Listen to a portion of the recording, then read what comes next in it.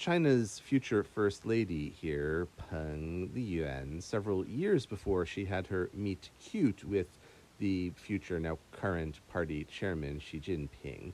She was 22 years old at the time she sat for this portrait, and it was a year or two after her breakout moment as a folk singer performing at the annual New Year's Gala, which is televised and kind of mandatory watching for just about the entire population of China. But I'm more interested here in the artist, who is a really establishment figure working for the state since the 1950s. He designed a couple of fairly famous revolutionary posters you might have seen with Mao meeting Red Guards and more, and did a lot of revolutionary and rural themes all in socialist realism. That was for the first multiple decades of his career.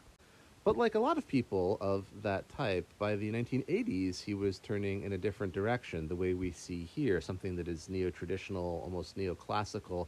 I'm not educated in the arts, but what I look at here almost feels like a kind of European-style painting, despite the fact that, yes, you can see in the background a traditional shanshui sort of landscape. Now, speaking personally, I've always really struggled with traditional European painting and portraiture in particular. It just leaves me cold. It's the part of the museum I often skip. But for some reason, when Jin, that's the name of the artist here, and some of his cohort do it in a different way, I can kind of feel it. And I'm not the only one. You can look him up and find Portrait of a Tajik Bride that sold for some millions. Drunk, I like especially another piece of his. There are female nudes and portraits that somehow speak to me. And maybe it's because I can see the humanity and kind of relate to the faces in a way that doesn't always happen to me in European art. I say this because in the writings of some Western critics, Jin, the artist here, is seen as just, competent but kind of derivative and especially uninteresting as being an establishment, state-sponsored artist.